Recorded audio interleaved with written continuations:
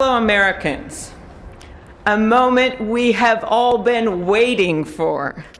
It is now my great privilege and high honor to be the first person to officially introduce the 46th President of the United States, Joseph R. Biden, Jr.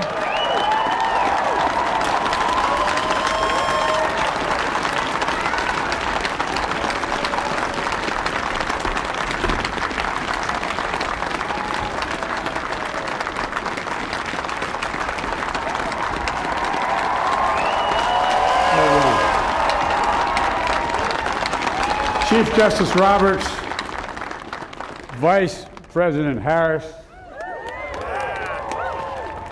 Speaker Pelosi, Leader Schumer, Leader McConnell, Vice President Pence, and my distinguished guests, my fellow Americans. This is America's day. This is democracy's day, a day of history and hope, of renewal and resolve. Through a crucible for the ages, America has been tested anew, and America has risen to the challenge.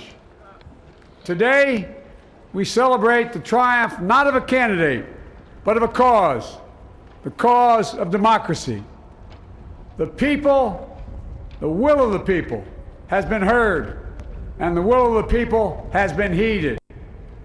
We've learned again that democracy is precious. Democracy is fragile. And at this hour, my friends, democracy has prevailed.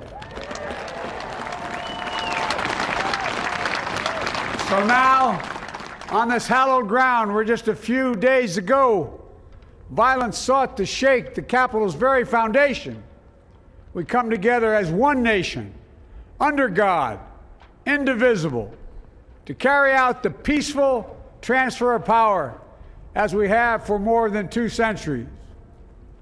As we look ahead in our uniquely American way, restless, bold, optimistic, and set our sights on the nation we know we can be and we must be. I thank my predecessors of both parties for their presence here today. I thank them from the bottom of my heart. And I know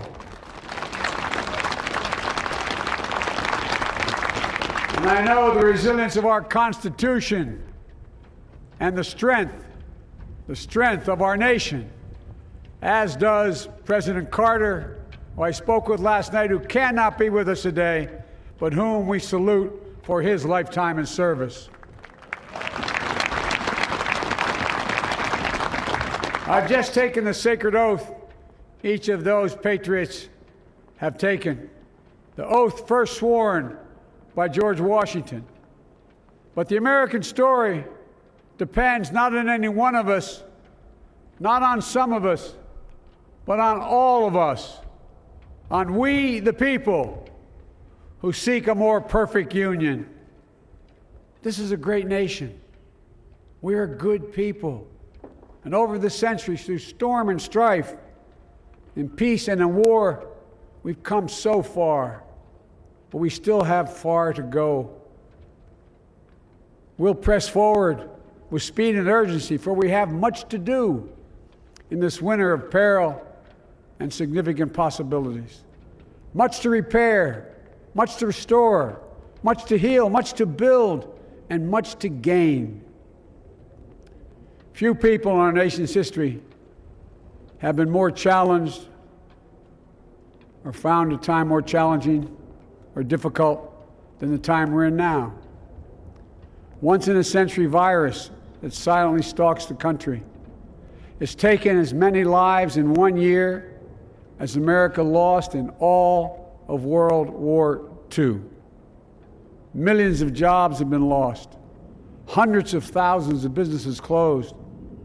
A cry for racial justice, some 400 years in the making, moves us. The dream of justice for all will be deferred no longer.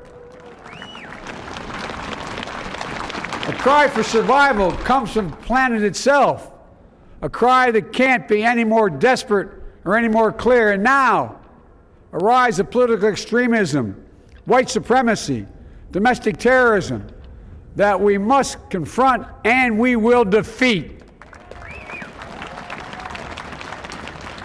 To overcome these challenges, to restore the soul and secure the future of America, requires so much more than words.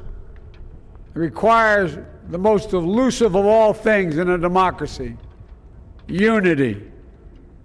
Unity.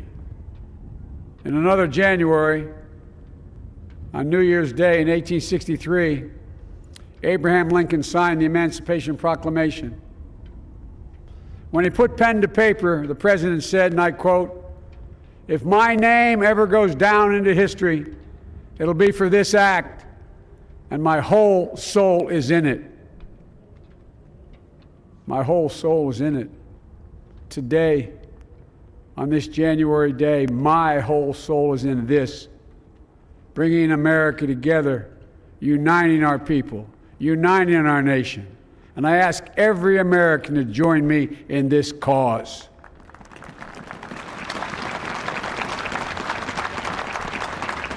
Uniting to fight the foes we face: anger, resentment and hatred, extremism, lawlessness, violence, disease, joblessness, and hopelessness. With unity, we can do great things, important things. We can right wrongs. We can put people to work in good jobs. We can teach our children in safe schools. We can overcome the deadly virus. We can reward work and rebuild the middle class and make health care secure for all. We can deliver racial justice, and we can make America once again the leading force for good in the world. I know speaking of unity can sound to some like a foolish fantasy these days. I know the forces that divide us are deep and they are real. But I also know they are not new. Our history has been a constant struggle between the American ideal that we're all created equal and the harsh, ugly reality that racism, nativism, fear, demonization have long torn us apart. The battle is perennial, and victory is never assured. Through Civil War, the Great Depression, World War, 9/11, through struggle, sacrifice, and setbacks, our better angels have always prevailed. In each of these moments, enough of us have come together to carry all of us forward. And we can do that now. History, faith, and reason show the way of unity. We can see each other not as adversaries, but as neighbors. We can treat each other with dignity and respect. We can join forces, stop the shouting, and lower the temperature. For without unity, there is no peace, only bitterness and fury. No progress, only exhausting outrage. No nation, only a state of chaos. This is our historic moment of crisis and challenge, and unity is the path forward. And we must meet this moment as the United States of America. If we do that, I guarantee you we will not fail. We have never, ever, ever, ever failed in America when we've acted together. And so today, at this time, in this place, let's start afresh, all of us. Let's begin to listen to one another again, hear one another, see one another, show respect to one another. Politics doesn't have to be a raging fire, destroying everything in its path. Every disagreement doesn't have to be a cause for total war. And we must reject the culture in which facts themselves are manipulated and even manufactured.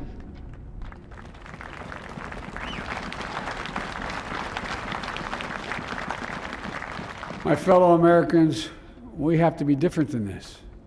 America has to be better than this. And I believe America is so much better than this. Just look around.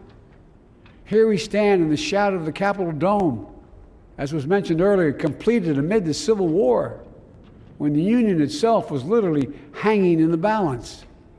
Yet we endured. We prevailed.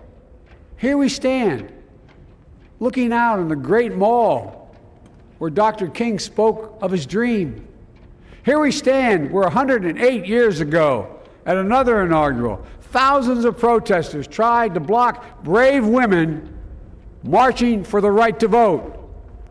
And today, we mark the swearing in of the first woman in American history elected to national office, Vice President Kamala Harris. Don't tell me things can't change. Here we stand, across the Potomac from Arlington Cemetery, where heroes who gave the last full measure of devotion rest in eternal peace. And here we stand, just days after a riotous mob thought they could use violence to silence the will of the people, to stop the work of our democracy, to drive us from this sacred ground. It did not happen. It will never happen. Not today, not tomorrow, not ever. Not ever.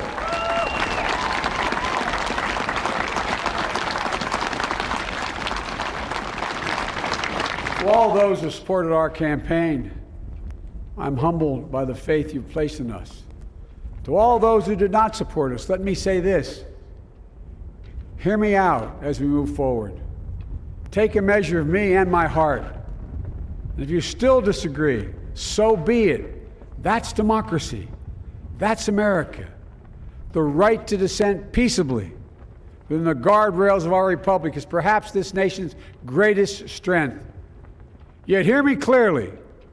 Disagreement must not lead to disunion. And I pledge this to you. I will be a president for all Americans. All Americans. And I promise you, I will fight as hard for those who did not support me as for those who did.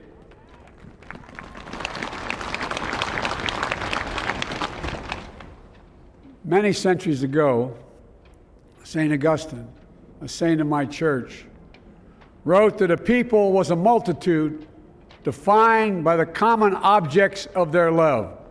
Defined by the common objects of their love. What are the common objects we as Americans love that define us as Americans? I think we know.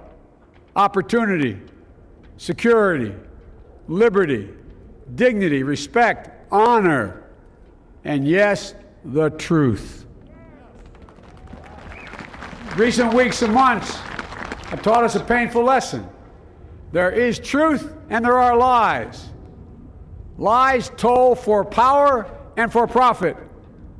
And each of us has a duty and a responsibility as citizens, as Americans, and especially as leaders. Leaders who have pledged to honor our Constitution and protect our nation, to defend the truth and defeat the lies. Look, I understand that many of my fellow Americans view the future with fear and trepidation.